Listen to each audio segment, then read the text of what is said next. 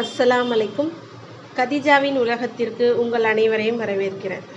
நான் இன்றைக்கி என்ன செய்ய போகிறேன்னா, சிக்கன் குழம்பு. நல்லா சட்டி காஞ்சிருச்சு. இப்போ என்ன பண்ண போகிறோம், இங்கே பாருங்கள். 2 வெங்காயம், 4 தக்காளி, 4 பச்சை மிளகாய். சும்மா 2ஆக உடச்சி வச்சுருக்கேன் பச்சை மிளகாயை. இப்படி நீல வாக்கில் தான் நறுக்கி போடணும். வெங்காயத்தை போட்டுருவோம். வெங்காயம் நல்லா வதங்கட்டும். வெங்காயம் நல்லா பொன்னிறமாக வதங்கணும். அப்போ தான் இந்த குழம்பு நல்லா டேஸ்ட்டு கொடுக்கும். வெங்காயம் நிறையா கூட போடலாம், 4-5 வெங்காயம் கூட போடலாம். பொதுவாக நான் போடுவேன்.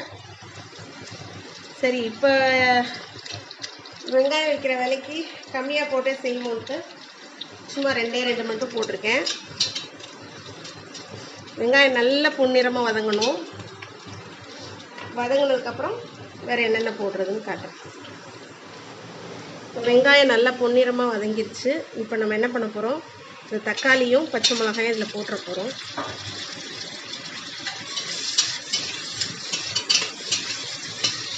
இதுவும் நல்லா வதங்கணும்.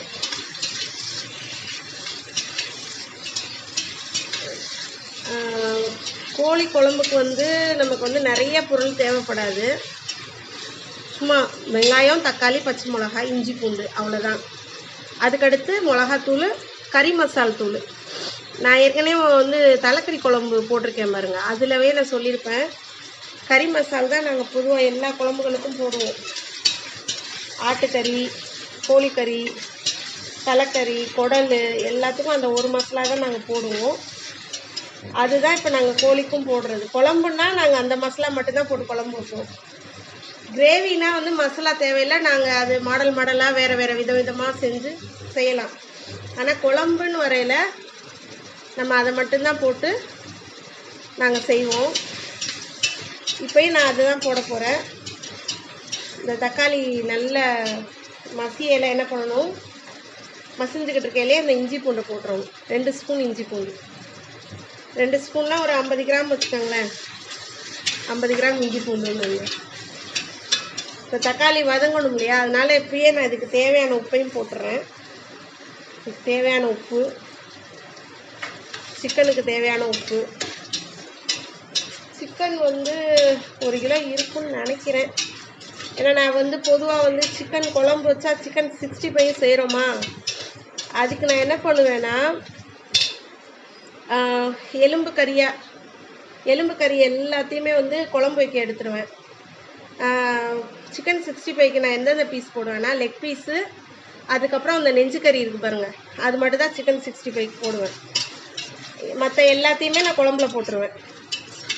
இப்போ நெஞ்சுக்கறியை, லெக் பீஸையும் சிக்கன் 65 பொரிக்கிறதுக்காக பெரட்டி வச்சாச்சு. இது குழம்புக்குனால பாருங்கள், இந்த இவ்வளோ தான் எடுத்து வச்சுருக்கேன். இதான் 1 கிலோ இருக்கும் இந்த கறி. இப்போ 1 கிலோ சிக்கனுக்கு நம்ம 2 வெங்காயம், 4 தக்காளி, 4 பெரிய தக்காளி தான் போட்டேன். 4 பச்சை மிளகாய் போட்டிருக்கோம். கருவேப்பிலை, கொத்தமல்லி இருந்தால் அதையும் போட்டுக்கோங்க.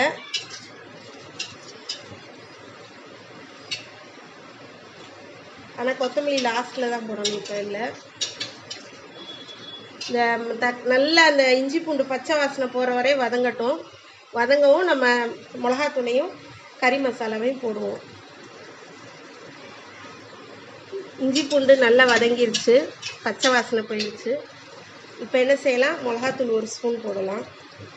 நான் ரொம்ப காரம் சேர்க்காதனால மிளகாத்தூள் 1 ஸ்பூன் போடுறேன்.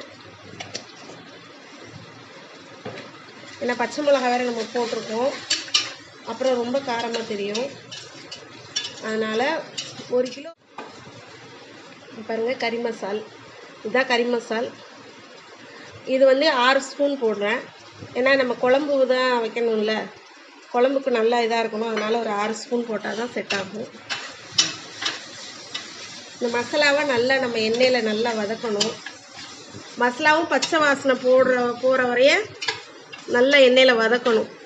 அதாவது அந்த எண்ணெய் பிரிஞ்சு வரந்தொட்டிக்கும் நல்லா எண்ணெயில் மசாலா போட்டோன்னே என்ன பண்ணும், அது இது பற்றாமல் லைட்டாக பிடிக்க ஆரம்பிக்கும். அதனால் நம்ம என்ன பண்ணணும், சும்மா ஒரு ஒரு 1/4 கிளாஸ் அளவு கொஞ்சமாக தண்ணி ஊற்றணும். தண்ணி ஊற்றி அந்த நல்ல மசாலா வதங்கிறதுக்கு நம்ம இது பண்ணணும். அப்போ தான் பிடிக்காமல் இருக்கும்.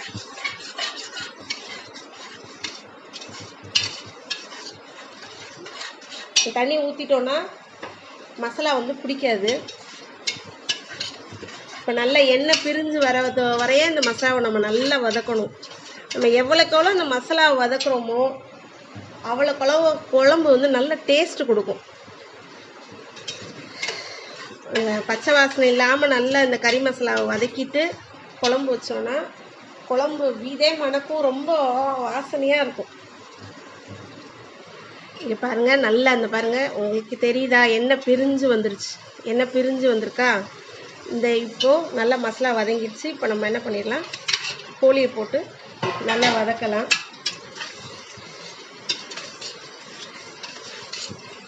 அந்த மசாலாவோட நல்லா அப்சர்வ் ஆகிற அளவுக்கு இந்த கோழியை போட்டு நல்லா வதக்கணும். இது ஒரு 5 நிமிஷம் நல்லா கிண்டிக்கிட்டே வதக்கிக்கிட்டே இருக்கணும். மசாலா உப்பு எல்லாம் அந்த கோழிக்குள்ளே இது பண்ணுற அளவை ஒரு 5 நிமிஷம் நம்ம நல்லா வதக்கணும். இப்போ நல்லா வந்து மசாலாவோட கோழி நல்லா ஒரு 5 நிமிஷம் நல்லா வதங்கிருச்சு.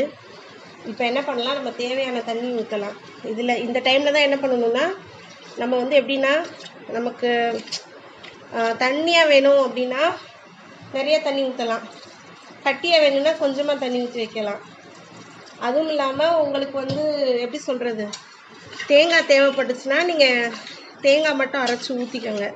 ஏன்னா நான் இதிலே கசகசா கறி மசாலாலே நான் கசகசா எல்லாம் போட்டு தான் நாங்கள் அரைச்சிருக்கோம். அதனால் தேங்காய் வேணும்னா வெறும் தேங்காய் மட்டும் அரைச்சி ஊற்றினா போதும். அது இப்போ ஊற்றணுன்னு அவசியம் இல்லை. ஏன்னா தேங்காய் வந்து அதிகமாக கொதிக்க விட்டுட்டா அது கொலஸ்ட்ரால்னு சொல்கிறாங்க. அதனால நம்ம என்ன பண்ணலாம், ஆஃப் பண்ணிவிட்டு அதான் குழம்பு ஆக்கி முடித்ததுக்கப்புறம் லாஸ்ட்டில் நம்ம திறந்து ஊற்றிட்டு ஒரு 2 கொதிக்க விட்டு ஆஃப் பண்ணிடலாம். இல்லை எனக்கு தேங்காய் வேண்டாம், திப்பியாக இருக்கும் அப்படின்னு தேங்காய் பால் ஊற்றுறவங்களும் இதில் ஊற்றிக்கலாம். தேங்காய் பால் ஊற்றுனீங்கன்னா இன்னும் நல்ல டேஸ்ட்டாக இருக்கும். இப்போ வந்து நம்ம வந்து தண்ணி வந்து இன்னும் தேவையான அளவு நான் ஊற்றிக்கிறேன். ஏன்னா இன்னும் தண்ணி தேவைப்படும் எங்களுக்கு. ஏன்னா எங்கள் வீட்டில் வந்து தண்ணியாக குழம்பு இருக்கிறத ரொம்ப விரும்புவாங்க. ஏன்னா நம்ம சிக்கன் 65 பொரிக்கிறனால இந்த குழம்பு கொஞ்சம் தண்ணியாக இருந்தால் தான் அது நல்லாயிருக்கும் அப்படின்னு நினைப்பாங்க. இப்போ நம்ம சிக்கன் 65 செய்யலை, வெறும் கோழி குழம்பு தான் செய்கிறோம் அப்படின்னா நம்ம என்ன செஞ்சுக்கலாம், நல்லா கொஞ்சம் கட்டியாக வச்சுக்கலாம். கட்டியாக வச்சுட்டு சோத்தில் பிரட்டிட்டு அந்த கோழி வச்சு சாப்பிடையில செம்ம டேஸ்ட்டாக இருக்கும். இப்போ தேவையான அளவு தண்ணி ஊற்றிட்டேன். இப்போது நான் வந்து என்ன பண்ண போகிறேன்னா, ஒரு விசில், இது வந்து பிராய்லர் கோழி தான், அதனால் ஒரு விசில் போதும். இதே நீங்கள் நாட்டுக்கோழி செய்கிறதா இருந்தால் 5 விசில் வைக்கணும். 5 விசில் வச்சா தான் செட் ஆகும். இதை நீங்கள் சட்டியிலையும் செய்யலாம். சட்டியில் செஞ்சாலும் உங்களுக்கு ஒரு வெந்துடும். 1 ஹவர், அதான் ஒரு 1/2 hour ஆகும். அப்போ தான் அந்த சிம்மில் போட்டு வச்சு நம்ம வேக வச்சுக்க 1 hour கிட்ட வந்துடும். அதனால் நான் இப்போ டைம் ஆகுது அப்படின்றக்காக நான் குக்கரில் வைக்கிறேன். இப்படியே நம்ம வந்து ஆட்டுக்கறியும் நான் இதே மெத்தடில் தான் செய்வேன். குழம்பு இப்படி தான் செய்கிறது. கோழிக்கறி, அதுக்கப்புறம் தலைக்கறி, குடல், இது எல்லாமே இதே மெத்தட், ஒரே சேம் மெத்தட் தான். குழம்பு வைக்கிறதா இருந்தால் இப்படி தான். இப்போது ஒரு விசில் வச்சு குழம்பு வந்து ஆவி அடங்கிருச்சு. பொதுவாக எப்போதுமே குக்கரில் குழம்பு வச்சிங்கன்னா நல்லா ஆவி அடங்கினதுக்கப்புறம் குக்கரை திறங்க, அப்போ தான் நல்லது.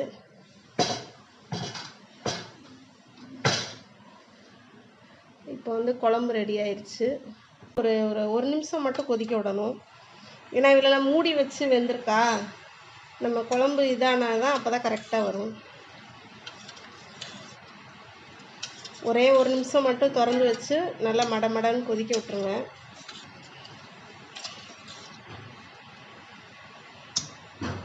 அப்போ தான் வந்து உங்களுக்கு அந்த பச்சை வாசனையெல்லாம் போயிட்டு குழம்பு நல்ல மணமாக இருக்கும். ஒரு நிமிஷம் கொதிக்க விடுங்க திறந்து வச்சுட்டு சும்மா இந்த மாதிரி மூடி போட்டு இந்த அளவு இப்படி வச்சுட்டு ஒரு நிமிஷம் கொதிக்க விட்டிங்கன்னா குழம்பு இதாக இருக்கும். கோழி குழம்பு ரெடி ஆயிடுச்சு. நீங்களும் இதை மாதிரி உங்கள் வீட்டில் செஞ்சு பாருங்கள், ரொம்ப டேஸ்ட்டாக இருக்கும். அந்த மசாலா எப்படி அரைக்கிறதுன்னு இன்ஷா அல்லாஹ் ஒரு நாள் நான் வீடியோ போடுறேன். இந்த வீடியோ பிடிச்சிருந்தா லைக் பண்ணுங்கள், ஷேர் பண்ணுங்கள், கமெண்ட் பண்ணுங்கள், சப்ஸ்கிரைபர் பண்ணுங்கள்.